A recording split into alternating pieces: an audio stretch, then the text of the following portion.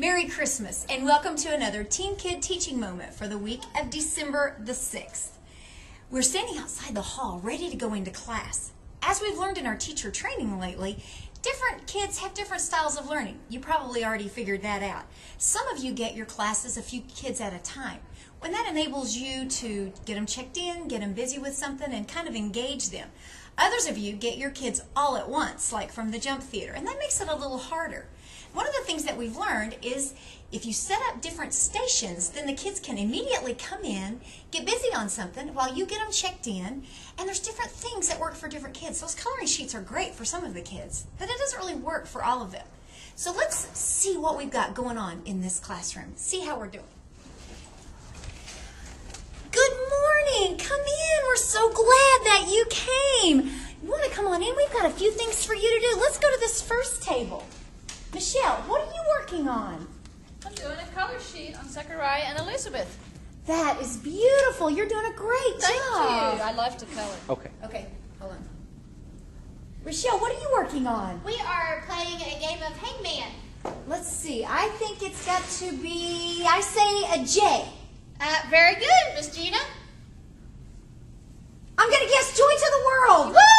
Yay! Yay, Gina! You might want to invest in some little travel games. Any kind of games would be fun for your kids. Some kids love to come in and have something to do. A tic-tac-toe, a battleship game, just something to keep them busy. Let's see what's going on over here. What are you guys working on? Oh, I don't know, little child. Come help us out. We need to build something.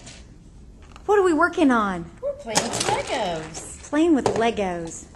We're realizing that these directions don't match these Legos, but it doesn't matter. It's all in the building. Learn some of the things that your kids like.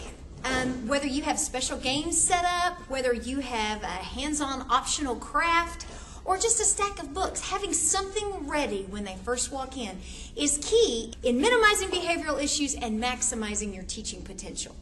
We spent most of this last fall journeying out of Egypt and into the Promised Land. Now we're switching over to the New Testament. We're going to be studying the life of Christ as told in the Gospel of Luke. Pretty timely for this time of year. This Sunday, the story is about Zechariah prophesying about Christ.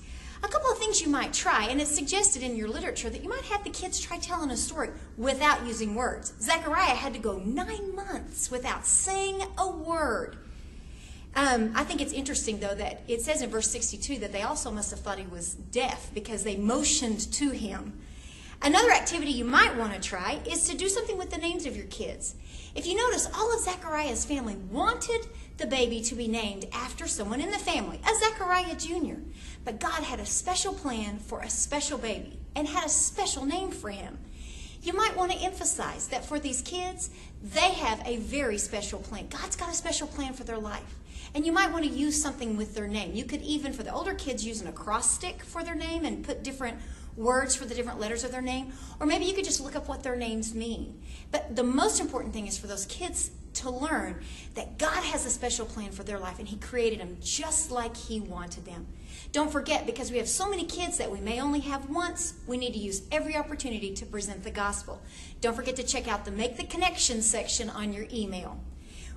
We've also included some Christmas-friendly new activities. Have fun with it, and we'll see you on Sunday.